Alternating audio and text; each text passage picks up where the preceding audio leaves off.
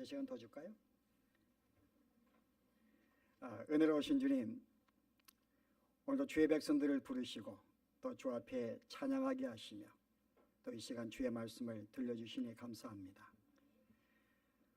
주의 말씀은 우리의 생명이며 우리의 비추오니 오늘도 주의 말씀을 통하여 다시금 우리에게 베푸신 그 풍성한 생명의 삶이 무엇인지를 오늘 깨달아 알게 하시고 이것을 기뻐하게 하시고 감사하게 하시고 감격하게 하시며 또 우리가 빛으로서의 어떠한 삶을 살아야 할지 오늘도 말씀 가운데 깨닫게 하여 주시옵소서. 예수님 이름으로 기도합나이다. 아멘. 우리 오늘은 네 번째 교회입니다. 두아디라 교회. 어제 들어보셨는가요? 두아디라. 성경을 열심히 읽으신 분들은 이 두아디라 교회가 어떤 교회인지 아마 아실 텐데, 사도행전 16장에 보시면은 두아디라 성에서 올라온 한 여인이 있습니다. 바로 그 여인을 중심으로 빌립보 교회가 시작이 돼요. 바울이 2차 전도여행 때 빌립보에 이르러서 거기는 회당이 없었기 때문에 이제 유대인들이 모여서 기도하는 강가로 갔습니다. 거기에서 말씀을 증거하는데 한 여인이 그 말씀을 청종하고 바울을 자기 집에 모셔서 이제 교회를 시작하는데 그게 빌립보 교회의 시작입니다. 바로 그 여인이 두아디라 성에서 온 자주 장사라고 소개합니다. 루디아. 생각이 나죠? 루디아.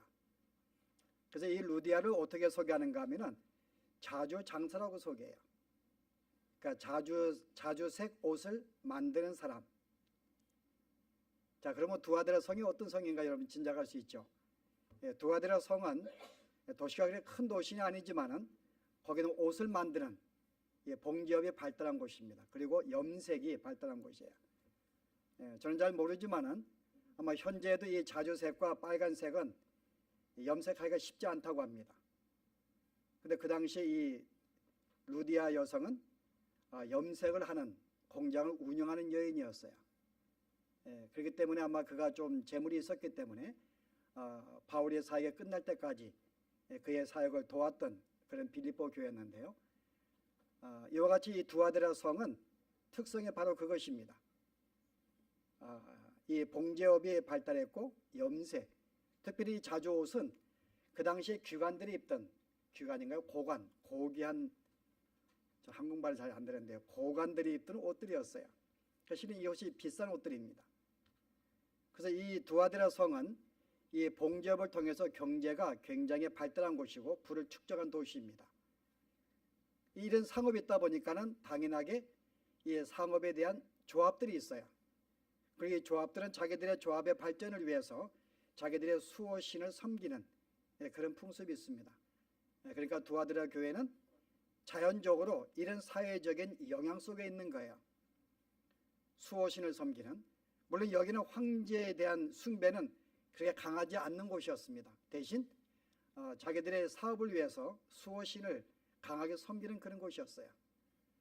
그래서 이런 영향 속에 있었던 두아디라 교회였기 때문에 당연하게 그들의 수호신에 참여하지 않기 위해서는 경제 어려움을 당할 수밖에 없고 또 그런 사업을 하기 위해서는 그들의 신을 섬길 수밖에 없는 그런 상태였는데, 바로 이런 상황 속에서 그 한 이세벨이라는 여인이 이제 나와서 교인들을 유혹한 것입니다. 오늘 성경에 보았더니 나의 사랑하는 종들을 유혹했다고 말합니다. 교인들을 미혹한 거예요. 어떤 걸까요, 여러분? 이세벨이 어떤 여인이었는데요? 이세벨. 아마 여기 이세벨 이름은 아마 구약 성경에 나오는 이세벨과 동일한 인물일 수도 있고, 이름을 딴 거 볼 때 아니면 그의 구약에 나온 이세벨의 교훈을 본받아서 그들을 행했기 때문에 아마 이세벨로 칭할 수도 있습니다. 여러분이 구약의 이세벨 누군가를 좀 알아야지만이 여기에 나와 있는 이세벨이 어떤 가르침을 주었는지 우리가 이해할 수 있습니다. 자, 이세벨은 누구죠? 이스라엘의 왕 아합 왕의 부인입니다. 이세벨. 원래 이 사람은 이방 여인이에요. 그 두로 왕의 에발이라는 사람의 딸입니다. 이 에발은 우리와 함께하는 바알, 그런 뜻이에요. 바알을 섬기는 나라에서 그 왕의 딸입니다. 자동적으로 이세벨은 이 바알과 아세라를 섬기는 이방 신을 섬기는 여인으로서 그 종교를 가지고 이스라엘에 온 것이에요. 그 이스라엘이 하나님을 섬기면서도 이세벨이 가져온 그 종교를 그가 강요해서 가르치기 시작합니다. 그래서 이스라엘이 하나님을 섬기면서 바알과 아세라를 섬기는 이중신을 섬기게 된 것입니다. 여러분이 알고 있는 엘리야가 850명의 바알과 아세라의 선자 싸운 기억하시죠? 그 정도로 이 이스라엘은 850명의 거짓 선지자 바알과 아세라를 섬기는 그런 선자들이 흥행했던 바로 그런 시대상이었습니다.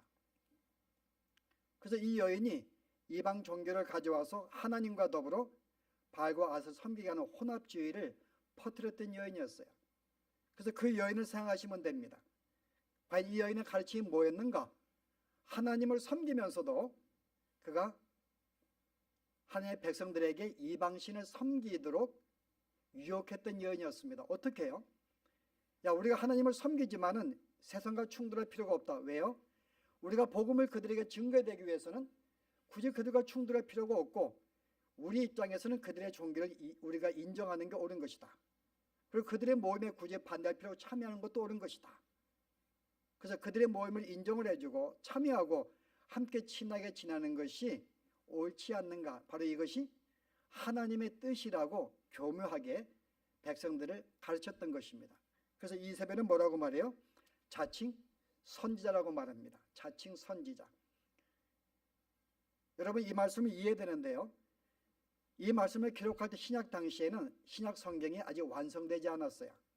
그래서 하나님께서는 당시 교회들에게 어떤 교사들에게 특정하게 은혜를 주어서 예언의 은사를 주었던 거예요. 그들에게 영감을 주었고 말씀을 주어서 그들이 그 말씀을 가지고 당시 교회들에게 말씀을 가르쳤습니다. 아직 신약 성경이 완성이 안 된 시대이기 때문에.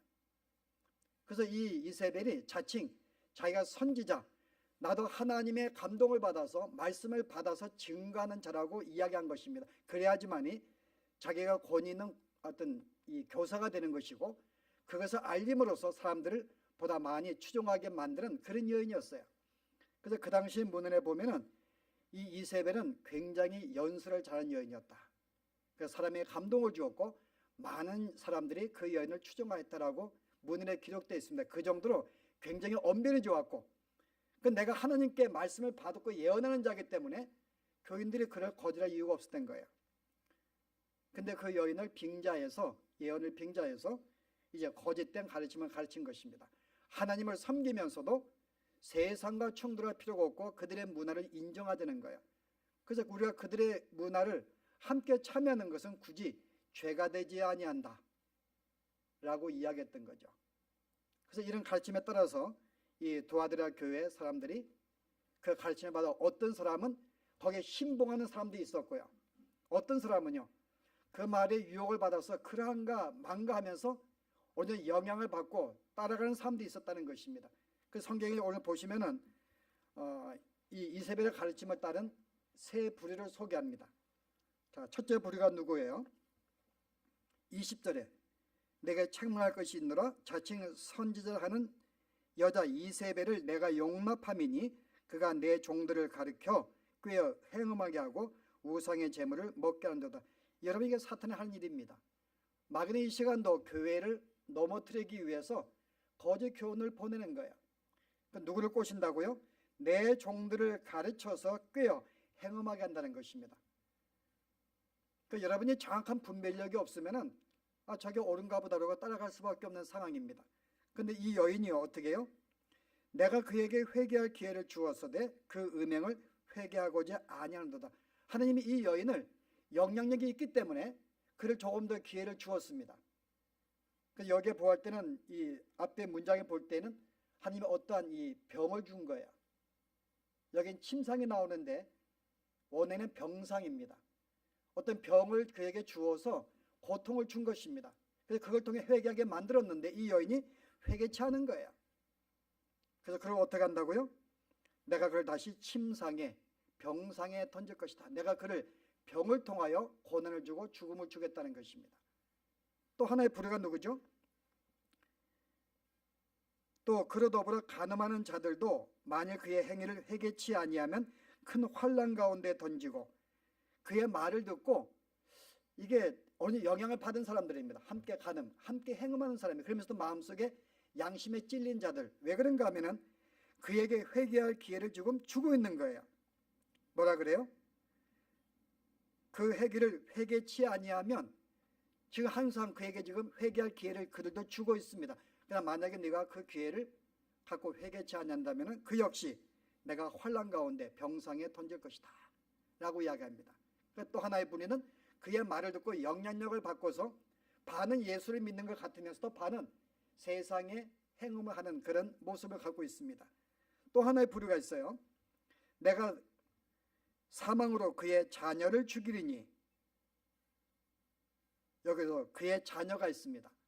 그 여인의 교훈을 받고 그 제자화가 된 그룹들, 신봉하고 갈등하지 아니하고 오히려 거기 신봉해서 그게 진리인 줄 알고 따르는 제자와 같은 무리들, 근데 이들에게는 회개할 기회를 안 줍니다.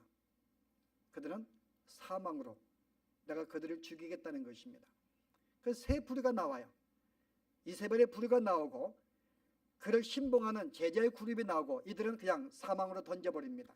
또 하나의 부류는 반은 하나님을 섬기면서도 반은 여기에 영향 갈등하고 있는 사람들, 그러면서도 그 행음을 여전히 어떤 어떤 상업조합에 가서 그들의 수호신을 섬겨서 그와 함께 재물을 먹고 함께 행음하는 이 일도 하면서도 뭔가 불안해가지고 또한 주님을 섬기는 이런 자들에게 또 하나의 무리가 있어요. 그래서 주님이 정확하게 이 두아드라 교회는, 앞에 나와 있는 교회는 그냥 거짓 교훈을 따르는 자들 그랬지만은 여기에는 정확하게 세 부류로 나눕니다. 거짓 교훈을 가르치는 자, 그 교훈을 신봉하는 자, 그리고 그 교훈을 긴가민가 따르는 영향을 받고 있는 자들. 그래서 주님은 앞에 제일 먼저 뭐라 그래요? 내가 불꽃 같은 눈을 가지고 가지신 분이 가라사대 정확하게 우리의 모든 상황을 아시는 것입니다. 오늘 여기 계신 여러분들도 다 같이 그냥 우리가 한 사람 교회인 것 같지만은 하나님께서는 정확하게 이 사람이 어떤 존재인가, 진실로 말씀을 바르게 알고 말씀을 붙잡고 그 말씀 행하는 자인가, 아니면은 여전히 반은 세상에 나가 있어서 혼합된 그런 신앙을 살고 있는가, 어느 사람은 완전히 거짓된 자에 신봉하면서 거기에 따르고 있는 자인가, 주님은 정확하게 알고 있다 그 말입니다. 그러나 그들 뭐라 그래요? 너의 각 사람의 행위대로 내가 갚아줄 것이다. 우리 주님은 정확하게 우리의 신앙생활을 알고 있다 그 말입니다. 근데 오늘 이와 같은 이세벨의 신앙에 대해서 우리 앞에 있는 버가모 교회도 우리가 이렇게 니골라당 거짓 교훈을 했는데, 여기에 이 이세벨은 같은, 우리가 크게 볼 때는 같은 우리가 유혹입니다. 그들을 가르쳐 행음하게 하고 우상의 재물을 먹게 했다. 근데 우리가 특별히 이 두아드라 교회를 단순히 어떤 이 니골라당과 구분시킨 이유가 있습니다. 그것은 이 교회는 다른 교회가 하지 않은 이세벨의 교훈을 따른 무엇인가 다른 행위가 있다는 것입니다. 여러분, 그게 뭘까요? 우리가 조금 더 연구할 필요가 있습니다. 이세벨의 교훈이 무엇일까? 물론 근본적인 것은 혼합주의입니다. 하나님을 섬기면서도 그들의 행위를 따르게 하는 것. 그래서 우리가 교회 나오면은 크리스찬이지만 세상에 나가면은 그들과 함께 어울리는 그냥 그런 삶. 근데 이세벨로 구분한 것은 뭔가 조금 더 다른 신앙의 어떤 종교 특성이 있는 걸 볼 수가 있어요. 자, 여러분, 그게 뭘까요? 우리가 이세벨이 당시에 이스라엘 백성을 우리가 유혹했던, 우리가 그때 시대로 돌아가면 좋습니다. 그때 이세벨의 종교를 따랐던 사람들이 어떤 삶을 살았는가 한번 보실래요? 여러분, 열왕기 상 18장을 보시기 바랍니다. 547페이지에 26절부터 28절에 보시면은 그 이세벨의 교훈을 따라서 그들이 어떠한 형식으로 이 종교 생활을 했는가를 우리에게 보여줍니다. 자, 25절 보실래요? 지금 이 장경은 뭔가 하면은 엘리야하고 850명의 바알과 아세라 신을 섬기는 거짓 선자의 싸움을 보여줍니다. 제물 위에 제단을 쌓아놓고 이제 자기들의 신을 부르면서 제물에 불을 태우는, 그래서 불이 타게 한 그 신이 진짜 신이다. 그래서 먼저 이제 850명이 자기들의 신을 부르짖기 시작합니다. 자, 그 내용이 26절을 소개해요. 저희가 그 받은 송아지를 죄하여 잡고, 이제 송아지를 잡아 제물로 드립니다. 아침부터 낮까지 바알의 이름을 불러 가로되 바알이여 우리에게 응답하소서. 아무 소리가 나지 않아서 응답이 없습니다. 그랬더니 엘리야가 조동을 하죠. 아마 너의 신이 잠자는가 보다. 더 큰 소리를 지르라. 그랬더니 뭐래요? 28절에 이에 저희가 큰 소리로 부르며 그 규례에 따라 피가 흐리기까지 칼과 창으로 그 몸을 상하게 하니라. 그리고 26절의 마지막에 저희가 그 쌓은 단 주위에서 뛰어 놀더라. 그냥 뛰어노는 게 아닙니다. 여러분 영어 성경 뭐라 그랬어요? They danced. 그들이 춤을 춘 거예요. 음악에 맞추어서 그냥 어떤 거 무에 춤을 추고 축제적인 예배를 드리는 것입니다. 이게 그들의 예배 의식이었어요. 자기들의 신을 큰 소리로 부르면서 거기에 어떤 이 소고와 북에 맞춰 춤을 추면서 자기들의 신의 어떤 응답을 요구하는 축제적인 예배를 드린 것입니다. 바로 이러한 영향을 두아다 교회가 그런 예배 형태를 가했다고 성경은 보여주고 있는 거예요. 여러분 축제적인 예배가 잘못됐는가 여러분? 잘못된 거 아닙니다. 마땅히 축제적인 예배를 드려야 돼요. 즉 마음에 감사하고 감격하는 기쁨의 예배 드려야 합니다만은 여기는 뭔가 잘못된 거예요. 어떤 예배인가 여러분? 여러분이 이거를 논하기 전에 여러분이 비슷한 예배의 모습이 있죠. 다윗이 이런 예배를 드리다가 하나님께 혼난 적이 있습니다. 알고 있죠? 다윗이 왕이 된 다음에 왕이 돼 보니까 하나님의 법궤가 다른 이상한 곳에 있는 거예요. 그래서 그 아벤나답의 집에 법궤가 있었는데 나는 이 좋은 궁전에 있으면서 하나님의 법궤가 거기 있는 게 옳지 않다. 그래서 법궤를 모셔옵니다. 그래서 법궤를 모셔올 때 많은 사람이 준비하고 있었어요. 그 법궤가 막 예루살렘에 들어오는 순간에 법궤를 보고 수많은 사람이 소구를 치고 북을 치고 춤을 시작하면 똑같은 댄스 하긴 하는 거예요. 그러면 찬양을 시작합니다. 여호와를 부르기 시작합니다. 그 얼마나 멋있는 분위기예요. 하나님의 법궤가 들어오는데 온 이스라엘 백성이 축제적인 분위기 예배를 드리는 거예요. 근데 갑자기 법궤를 싣고 오는 소가 뛰면서 법궤가 땅에 떨어집니다. 근데 그 법궤를 모셔오는 한 사람 아사죠. 그 사람이 너무 놀라가지고 법궤를 붙잡아요. 떨어지지 말라고. 근데 그 순간 하나님이 그 법궤를 붙잡은 아사를 쳐서 죽여버립니다. 우사를 쳐서 죽여버립니다. 여기 다윗이 당황한 거예요. 우리가 뭐가 잘못했는가? 지금 우리가 법궤는 모셔오고 있고 우사는 법궤가 혹시 떨어질까 봐 그를 붙잡은 것 뿐인데 그를 죽이다니. 그리고 우리가 지금 일을 준비하기 위해서 함께 지금 춤을 추고 지금 소고를 치고 찬양하고 여호와 이름을 부르고 있는데 뭐가 잘못되었는가? 그런데 하나님께서 그에게 잘못된 것을 가르쳐 줍니다.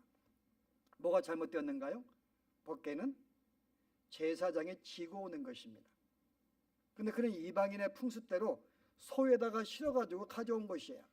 그러니까 하나님 말씀이 아닌 자기의 생각에 따라서 이방의 풍습에 따라서 법궤를 모셔온 것입니다. 하나님은 그것을 깨달음을 주기 위해서요. 네가 아무리 기뻐하고 즐거워하고 축제적인 예배를 드린다 할지라도 말씀에 근거하지 않은 이방의 풍습에 따라서 너의 감정에 따라서 드리는 찬양은 내가 받지 못하는, 내가 죽을 수밖에 없는, 내가 싫어하는 예배라는 것입니다. 오늘 그거 생각하시면 오늘 이들이 그런 예배 드린 거예요. 그냥 자기들의 어떤 감정에 빠져서 자기들의 기분에 취해가지고 그냥 찬양하고 기뻐하는 것입니다. 오늘 우리에게도 그런 비슷한 예배가 있어요. 우리가 어떤 밴드를 갖다 놓고 찬양합니다. 때는 우리가 비디오를 우리가 어떤 이 미디어로 어떤 이렇게 보기도 하고, 때는 연극을 하기도 하고, 멀티미디어가 있어가지고 우리의 어떤 예배를 보다 즐겁고 분위기게 만들어줘요. 물론 그것이 하나님을 진정으로 생각하고 찬양하는 것은 아름다운 것입니다. 정말 내가 하나님을 찬양하기 위해서 내가 요즘에 젊은이들 랩을 하는가? 랩? 우리는 잘 몰라요. 랩으로 찬양하는데 뭐가 문제겠어요? 지금 하나님께 찬양하는 건데 그 시대의 문화인데 혹시 헤비메탈을 다루는 그런 음악가들이 와서 찬양을 인도한다 할지라도 정말 하나님을 우리의 마음으로 찬양하는 것이라면 저는 그걸 받을 수 있다고 생각을 해요. 그러나 그것이 아니라 진짜 하나님을 찬양하는 게 아니라 내가 내 감정에 내 기분에 사로잡혀서 내 감정에 빠져서 내가 기분이 좋아지는 사람을 유쾌하게 만든 그런 것이라면 우리는 그것은 버려야 한다는 것입니다. 만약 그것이 밴드라면 그게 우리가 찬양이라 할지라도 그게 우리의 설교를 할지라도 사람의 길을 즐겁게 하는 설교를 한다면요, 사람의 길을 유쾌하게 만드는 찬양을 한다면 마땅히 버려야 한다는 거죠. 그런데 오늘 두아들의 교회가 그런 종류의 예배를 드렸다는 것입니다. 물론 우리가 사회적으로는 행음을 하고 어떤 우상의 제물을 참여하고 제사를 드렸지만은 교회 내에서는 자기들의 감정에 빠진 예배, 진짜 우리가 하나님을 생각하고 그분의 은혜를 감사하면서 내 감격을 난 찬양이 아니라 다른 내 감정에 북돋는 그런 예배를 이 교회가 드리고 있었던 거예요. 또 하나의 형태가 뭔가요, 여러분? 그들의 신이 응답하지 않자 그들이 어떻게 합니까? 더 큰 소리를 지르면서 창과 칼로 그 몸을 상하게 하더라. 여러분, 무슨 행동이에요? 응답하지 않으니까는 칼과 창 자기 몸을 자해하면서 여호와의 신을 자기들의 신을 부릅니다. 엄밀하게 보면요, 자기의 몸을 학대하며 자해하면서 신을 협박하는 거예요. 자기의 신을요. 이래도 응답 안 해줄래? 그 말입니다. 저는 이 모습 보면서 우리 현대교회에 이런 모습이 있는가, 자기를 자해하면서 하나님께 협박하는 예배, 저는 많다고 생각했어요. 그 가운데 하나가 새벽기도가 있더라고요. 우리 한국교회가 굉장히 부흥한 것이 바로 그 하나의 요소가 뭔가 하면 새벽기도입니다. 그 새벽기도는 온 성도가 제일 첫날, 시작의 첫날을 하나님께 나와서 주 앞에 예배하고 나 하루를 맡기는 것, 이런 신앙의 아름다운 미덕 때문에 한국교회가 성장한 비결이 거기에 있습니다. 근데 거기에 잘못된 요소 들어온 거예요. 어떤 요소인가요? 여러분, 우리 한국의 우리 어머니들, 옛날 어머니들이요, 교회 들어오기 전에도 이런 예배 기도했어요. 새벽에 깨가지고 자기의 가정과 자식을 위해서 물 한 그릇을 떠놓고요, 장독 뒤에 올라서 아니면 큰 나무 앞에다가 뭐라 그래요? 정화수, 지성수, 하여간 정한수라고 그래요. 하여튼 그런 분들 기도했던 그런 분들입니다. 근데 이런 분들이 예수를 믿고 교회에 들어와서 어떻게 해요? 똑같이 그런 마음을 가지고 기도하는 거예요. 자기의 소원을 아뢰는 것입니다. 그래서 어떻게 해요? 때로는 응답받기 위해서 10일 동안, 한 달 동안, 6개월 동안 작정해 놓고 새벽 기도를 자기의 몸을 자하면서 기도하는 거. 그리고 뭐라 그래요? 내가 이 정도 정성을 들이고 기도하는데 하나님 내 기도 응답 안 해주신다고요? 그 자기를 자해하는 거예요. 실은 어떤 분들은 진정한 마음으로 주 앞에 나와서 기도했지만 어떤 분들은요, 세상에 그런 풍습을 똑같이 가져온 거예요. 자기를 자해하면서 실은 자기의 소원을 이루기 위해서 계속 하나님 앞에 보채는 것입니다. 이 정도 정성을 들였는데 하나님 나의 소원 안 들어준다고요? 내 자식 서울대 보내줘야지요. 우리 권사님 옛날 그런 기도 안 하셨어요? 우리 옛날 나이 드신 권사님들 다 그렇게 했어요. 자기 소원을 이루기 위해서. 금식도 마찬가지입니다. 내가 이 정도 며칠을 굶고 기도하는데, 금식 기도하는데 하나님 내 기도 응답 안 해주셔? 엄밀하게는 자기 몸을 자해하는 거예요, 여러분. 물론 우리는 기도해야 됩니다. 우리의 성도의 삶은 기도해야 돼, 금식해야 되는 게, 이건 성도가 죽는 그날까지 기도하는 것입니다. 그러나 진정 내가 주 앞에 나의 삶을 주 앞에 드리기 위해서 정말 감사해서 감격해서 내가 정말 주님과 깊이 교제하기 위하여 내가 기도하는 것, 이거 아름다운 것입니다만은 오늘 우리 한국에 많은 우리가 이 옛날 우리 신앙의 부모님들은요, 자기의 소원을 붙잡고 성취하기 위해서 몸부림을 친 거예요. 바로 이게 저는 자해가 아닌가. 내가 내 몸을 학대하고 자해하면서 하나님께 응답받기 위한 하나님 협박하는 거죠. 이 정도 내가 정성을 들였는데 하나님 응답 안 하신다고요? 이런 풍습도 한국교회에 들어왔어요. 이게 우리의 신앙의 모습도 가지고 있습니다. 정말 내 소원을 이루기 위해서 하나님을 협박하면서 나의 삶을 자해하면서 그런 신앙생활은요, 여러분 그것이 기도이든 금식이든 봉사든 그게 어떤 모양이든 간에 바로 이세벨의 교훈을 쫓는 것이라는 것입니다. 오늘 이들이 자기 몸을 자해했어요. 하면서 정말 자기 신의 응답을 받기 위한 일종의 협박이죠. 도아들의 교회가 이런 영향 속에 그런 형태의 신앙생활을 했다는 것입니다. 자기의 유익을 위하여, 자기의 소원을 이루기 위해서 주님께 울부짖었던, 주님을 구했던, 큰 소리를 불렀던 그런 자들.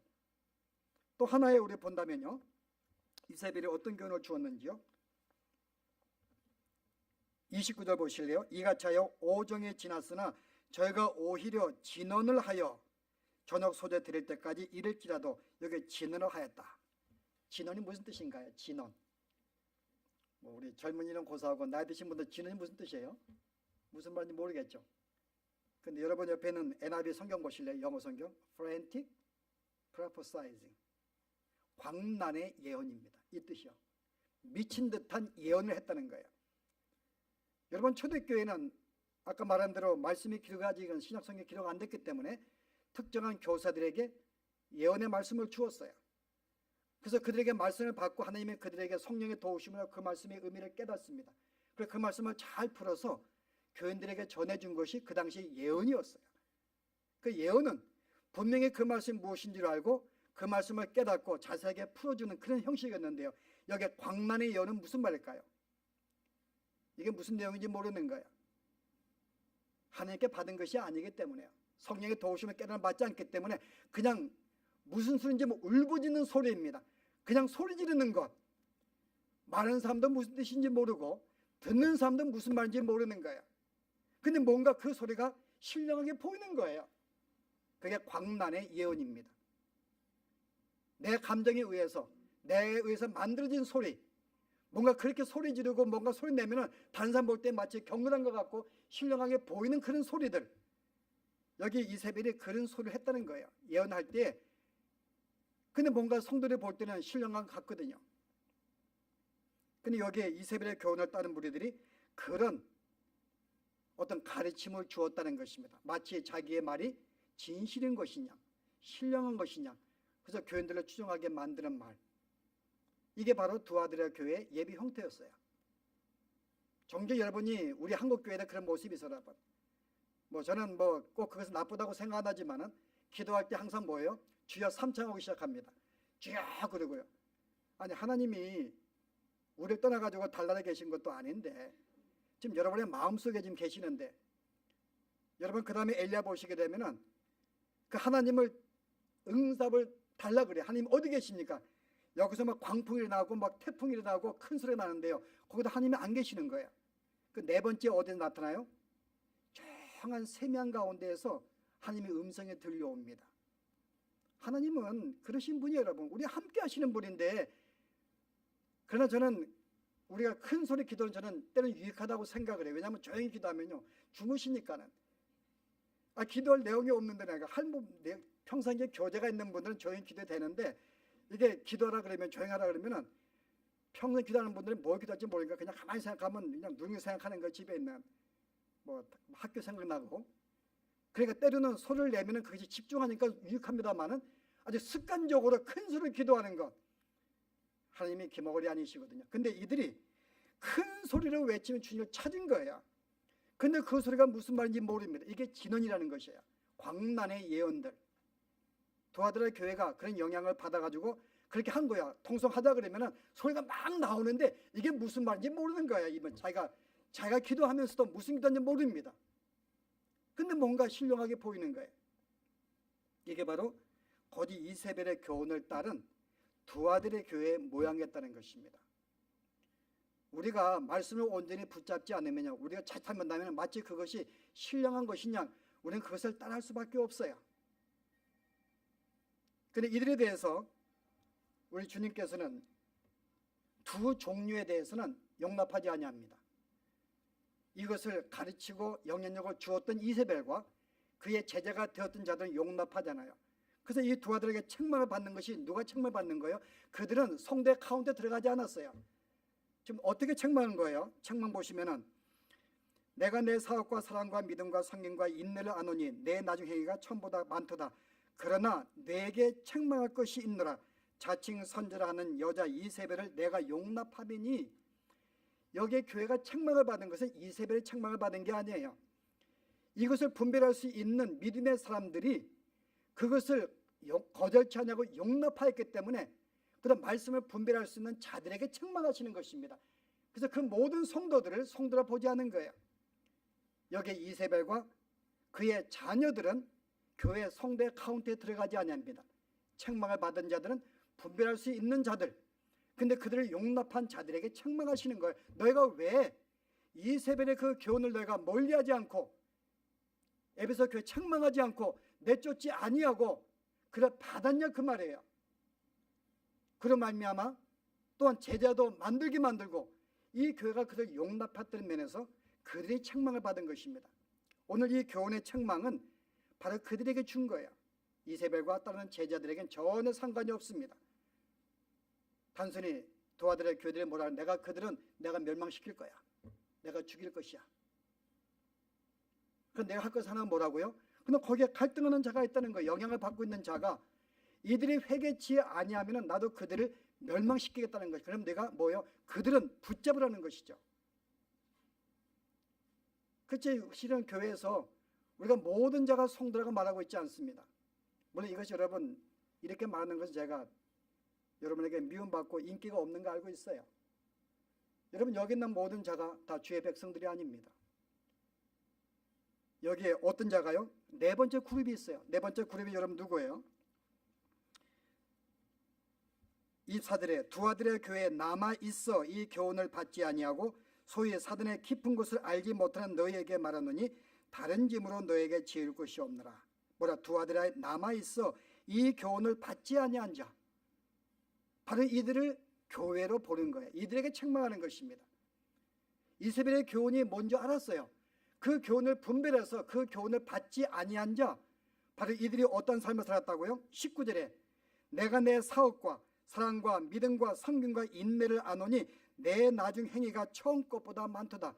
실은 이들에게는 그 하나의 잘못은 이 거짓 교훈을 용납한 하나의 잘못은 있지만요, 더 큰 많은 잘한 것이 있습니다. 그게 뭘까요?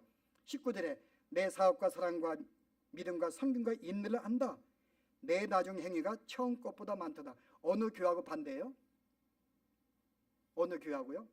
에베소 교회하고 반대죠. 에베소 교회는 행위가 굉장히 많아요. 수고가 많았습니다. 근데 처음 사랑을 잊어버린 교회입니다. 근데 이 교회는요, 오히려 처음 사랑보다 처음 행위보다 지금 행위가 더 크다고 하는 거예요. 이 교회는 내가 처음 예수 믿을 때 왔던 그 감동, 그 은혜, 감격의 마음으로 정말 형제를 사랑했고 희생했고 용납했어요.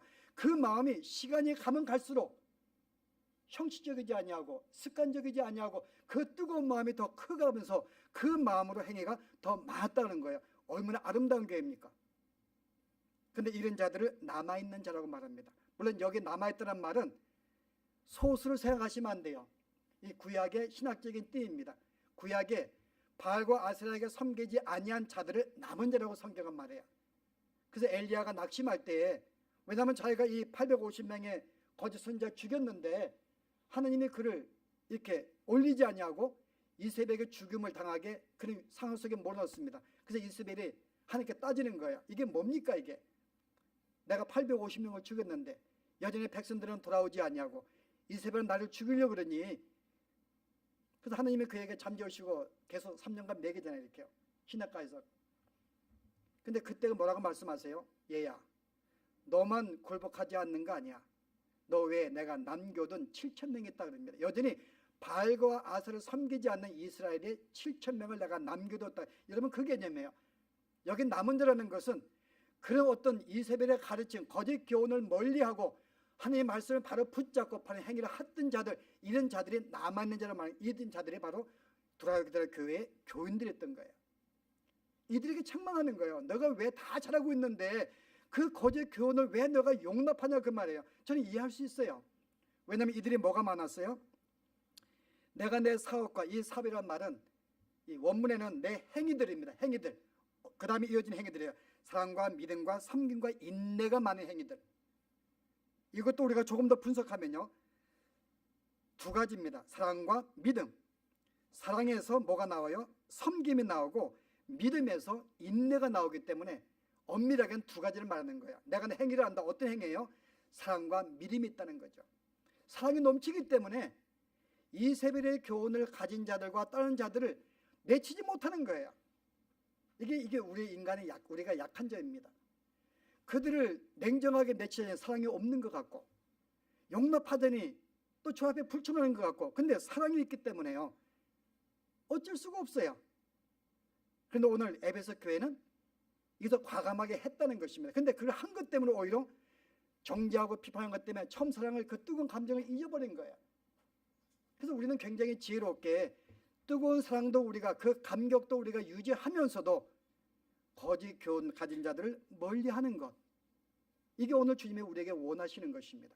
근데 오늘 두아들의 교인들이 바로 그 이런 자들을 용납하고 함께 한 것은 책망을 받았지만 실제 그들에게 뭐가 있었다고요? 정말 사랑과 믿음이 있었어요. 처음 내가 주님 믿을 때 감동과 감격, 그 마음이 날이 갈수록 더 뜨거워져서 더 감사한 마음으로 형제를 섬기고 복음을 증거하고 믿음을 지켰다는 것입니다. 이런 점에 두아들의 교회는 굉장히 아름다운 교회죠. 실제 그 성도들은요, 한 가지 안타까운 것은 그들이 그런 어떤 섬김의 사랑을 통해서 어느 정도의 일부의 그들을 용납하고 남겨둔 것이 문제였어요. 이 땅에 사는 동안 해결되지 않냐 할 것이죠. 그러나 우리가 힘쓸 필요는 있습니다. 어쨌든 오늘 이세벨의 교훈 한마디 영위하면은 실제 하나님을 섬기면서도 자기 육신의 무엇인가 위에 사는 것을 말하는 거예요. 물론 그 삶이 나쁘다는 게 아닙니다. 우리에게 주신 삶이기 때문에. 그러나 하나님을 섬기듯 그로 기뻐하듯 제물로 기뻐하고 그에게 모든 삶을 의지하고 그것으로 만족하는 동등하게 본 것이 문제라는 거죠. 하나님 이상의 마음을 준 것이 문제라는 거죠.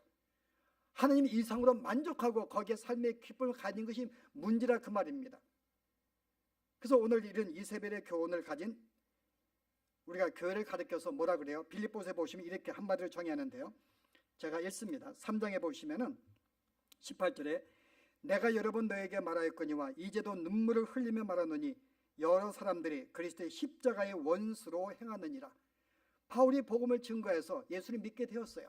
내가 눈물로 가르치고 기도하고 그들을 섬겼는데 그 중에 여러 사람들이 그리스도의 받은 십자가를 원수로 행한다는 것이야. 거짓 교훈을 받아서 어떻게 해요? 저의 마침은 멸망이요 저의 신은 배요. 진짜 너의 신은 하나님은 누구냐 그 말이에요. 저의 배라고 하는 거죠. 배가 뭐예요?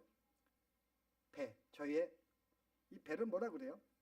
하여튼 저들의 만족, 저들의 어떤 이렇게 세상의 쾌락, 즐거움, 그 영광은 저희의 부끄러움이었고 저희들이 추구하는 그 명예한 모든 것은 부끄러움이라 그 말이에요. 여러분 군대 가면은 종종 이런 말 하죠. 내가 군대에서 여선들을 어떻게 어때요? 자기의 자랑으로 이야기해요. 마치 많은 여인을 취한 거 자기의 자랑, 그의 자기들의 자랑에 저들의 부끄러움이 있고 그 다음 뭐요? 땅에 있는 일을 생각하는지라. 마땅히 천국의 백성으로 천국에 우리가 소망을 두고 이 땅을 살아야 될 텐데 그들의 모든 관심이 이 땅에 있다 그 말이에요. 바로 이것이 이세벨의 교훈을 짜는 자들의 그들의 삶인 것을 한마디로 말합니다. 저들은 하나님을 섬긴다고 하면 실제 자기를 섬기는 존재였어요. 저들의 신은 하나님이 아니라 자기들의 신입니다. 정말 하나님을 감사하고 감격하고 그분을 기뻐하는 게 아니라 세상의 땅의 것들로 기쁨을 추구하는 자들이라 그 말이에요. 바로 이것이 이세벨의 교훈이었고 바로 그 교훈을 두아 교회들에게 따랐기 때문에 이 교회가 책망받는데요. 오늘 그 책망을 받은 이유는 왜 그런 교훈을 있는데 그들을 멀리하지 않았냐 그 말이에요. 아마 저도 이 교훈을 받을 때 한번 생각해 봤어요. 과연 나는 할 수 있겠는가? 저도 못합니다. 저도 죽을 때까지. 아직 교인이 얼마 안 되는데 근데 한 교인 떨어지면 어떻게 해요? 헌금도 줄고 숫도 줄고. 저는 그래서 못해요. 거짓 교훈을 따라도. 그 여러분들은 하시기 바랍니다. 우리 앞으로 장년 되실 분들은 저 약한 점을 보충해서 단호하게 목사님 그러면 안 됩니다. 거짓 교훈인데 한 사람이 아니라 영향력을 주면 어떡합니까? 그래서 저를 붙잡을 수 있는 저는 그런 분이 장로님이 되면 좋을 것 같아요. 오늘 이 말씀은 실제 우리가 어떤 말씀의 어떤 그런 문제가 아니라 정말 하나님 앞에 바른 믿음의 삶을 사는 것. 근데 오늘 뭐라 그랬어요? 오늘 이 두 아들의 교회 위로가 하나 있는데요. 내가 너에게 다른 짐으로 지을 것이 없다고 말합니다. 너희가 나를 믿는 믿음을 가지고 비록 그런 자들을 좀 이렇게 경계하지 않고 책망하지 않고 멀리하지 않는 것은 문제가 있지만 교회도 다 문제가 있잖아요. 그 너희가 정말 잘한 게 많아요. 정말 하나님을 사랑하는 그 구원받은 열정으로 감사로 사랑과 믿음이 있었거든요. 형제를 섬겼고 계속 믿음을 지키고 인내했어요. 내가 이거 외에 너희가 다른 짐을 지우지 않겠다는 것입니다. 이거 외에 다른 거 내가 요구하지 않아. 왜냐하면 이거 자체도 폭찬데 내가 나를 사랑하는 그 마음을 가지고 형제를 사랑하고 믿음을 지키는 것, 정말 이방의 어떤 황제를 섬기지 않고 수호신을 섬기는 그 자체도 내가 벅찰 텐데 내가 너에게 뭘 다른 거 내가 요구하겠냐. 이것만 잘하면 되는 거야. 이것만 내가 잘 유지하고 지킨다면 뭐예요? 내가 만국을 다스리는 권세 내가 줄 것이야. 저는 여기에 굉장히 힘을 얻었어요. 여러분에게 하나님께서 많은 거 요구하지 않습니다. 여러분 가운데 한두 개 정말 주님을 사랑하여 그게 어떤 모양이든지 그 한두 개 내가 붙잡고 내가 정말 싸우는 그 삶, 이거 외에 내가 너에게 요구하지 않겠다는 것입니다. 오늘 두란노 교회가, 두 아들의 교회가 그렇게 했어요. 사랑과 믿음 하나 붙잡고, 비록 거짓 교회에서 그들이 좀 이렇게 경계하지 못한 건 문제였지만 믿음과 사랑 하나 가지고 있는 거, 이게 지킨다면 만국을 다스리는 권세. 그런데 이 만국을 다스리는 권세가 뭐라 그래서 이 7절에 이건 나도 아버지께 받은 거야. 내가 이 땅에 와서 구속사역을 이루고 내가 영광을 가진 다음에 아버지께 받은 만국의 권세라는 것입니다. 이 권세가 뭘까요, 여러분? 이건 내가 너에게 줄 거야. 믿음과 사랑을 지키는 자에게. 그 권세가 뭘까요? 세상을 통치하는 힘?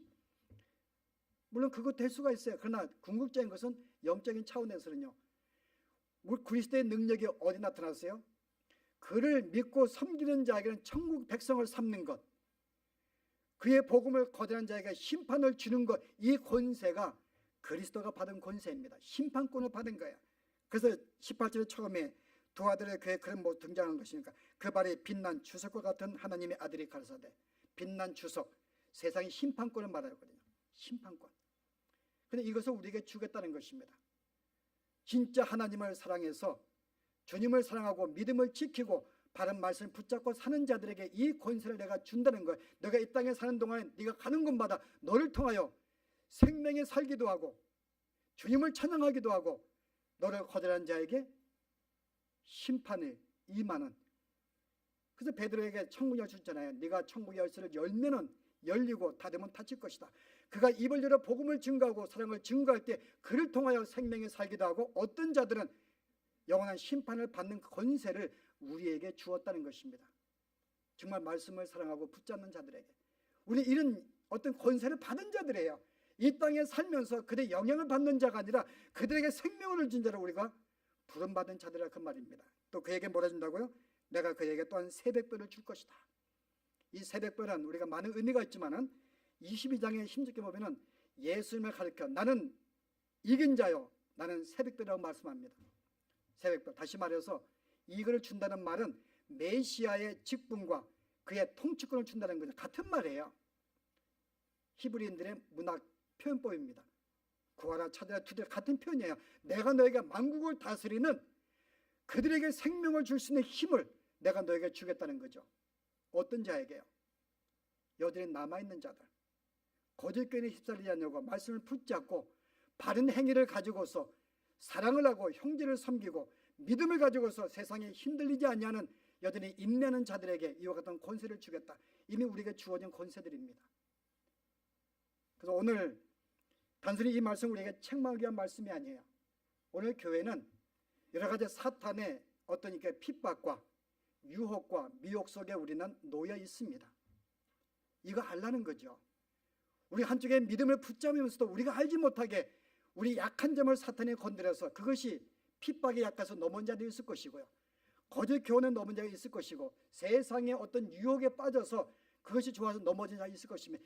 우리가 알지 못하게 침투해서 우리의 신앙에 온전히 못한 대로 만드는 것, 이거 우리에게 알게 해서 오늘 이기는 자에게 우리 이 일은 맞는 점 만들기 위해서요. 오늘 우리를 경각심을 주고 깨우침을 주기 위해서 이 말씀을 주시는 것입니다. 단순히 겁지는 것이 아닙니다. 그러면 오늘 내가 주님을 섬기는 데 있어서 내가 지금 무엇인가 잘못된 것이 무엇인가 하나는 생각하며 그것이 사탄의 유혹과 미혹인 줄 알고 우리의 신앙을 넘어뜨리기 위한 그들의 도전인 줄 알고 다시금 내 신앙을 붙잡고 말씀 붙잡고 사시는 여러분 되기를 바랍니다. 시간적으로 끝내야 되는데 한 가지 교훈을 말씀 읽고 끝내려고 합니다. 제가 한 가지만 읽습니다. 아모스서 8장 11절 말씀 제가 읽습니다. 주 여호와께서 가라사대 보라 날이 이를지라 내가 기근을 땅에 보내리니 양식이 없어 주림이 아니며 물이 없어 가람이 아니요 여호와의 말씀을 듣지 못한 기갈이라. 사람이 이 바다에서 저 바다까지 북에서 동까지 비틀거리며 여호와의 말씀을 구하려고 달려 왕래하되 얻지 못하리니. 하나님께 마지막 때에 내가 그들에게 기근을 주는데 이 기근은 양식도 아니고 주림도 아니라는 것입니다. 물이 없어가지고 가람도 아니고 여호와의 말씀을 듣지 못하는 기글이 있을 것이다. 말세의 징세입니다. 주님 오신 이후로 우리가 말세인데 지금 우리에게 주어진 이게 하나의 주님께서 약속하신 말씀이에요. 이것은 현대 오늘날 교회에 여전히 교회가 많고 여전히 말씀이 많고 예배가 많고 설교자가 많습니다마는 참된 말씀을 증거하는 전파자가 적다는 뜻이고요. 설령 바른 말씀을 전파가 된다 할지라도 이 말씀을 들을 수 있는 귀가 없는 성도들이 많다는 것입니다. 이게 오늘 우리에게 주어진 주의 말씀의 경고 말씀이에요. 그들의 말씀을 들으려고 동해서에서 왔다 간다 할지라도 저들의 말씀을 얻지 못할 것이다. 오늘 여러분들이 말씀을 바로 알고 그 주님을 바르게 알면서 바르게 섬기는 것이 놀라운 축복이며 주의 자녀 누려야 할 영광의 풍성한 축복의 삶입니다. 다시 한번 우리가 이 말씀을 붙잡으시어서 정말 말씀이 항상 풍성하시면서 그 말씀으로 주님을 알고 주의 은혜를 깨닫고 말씀에 순종하여 믿음과 사랑을 실천하며 사시는 여러분 되기를 주의 이름으로 축원합니다. 기도하시겠습니다. 하나님, 세상은 시대마다 사탄이 그 시대에 정신을 주어서 하나님이 아닌 다른 것으로도 구원받을 수가 있고 전통적인 바른 교리의 말씀이 아니다 할지라도 어떤 종교나 어떤 신앙도 다 구원받을 수 있다는 이 가르침이 교회에 들어와서 오늘 주님을 섬긴다 하면서도 오늘 수많은 교회들이 이세벨과 발람과 니고라당과 같은 거짓 교훈을 따라서 하나님도 섬기며 세상의 것들도 추하게 만드는 이 가르침이 들어와 저희들로 하여금 무기력하고 경건의 모양은 있으나 경건의 능력을 갖추지 못하게 하며 하나님을 섬긴다고 입술로 고백하게 만들지만 실상은 저희들을 섬기는 삶을 살게 만든 것, 이 모든 것이 사탄의 유혹이며 사탄의 핍박과 우리의 반대하는 신앙인 걸 저희들이 알았사오니 하나님이여, 오늘 우리 한사랑교회 사탄이 무엇으로 우리 교회를 넘어뜨리려고 하고 있는지요? 혹이 우리 교회 거짓 교훈이 넘치고 있지 아니한지요? 혹이나 발람과 자기의 이익을 추구하는 것으로 세상의 축복을 약속하고 있지 아니한지요? 세상의 번영을 약속하고 있지 아니한지요?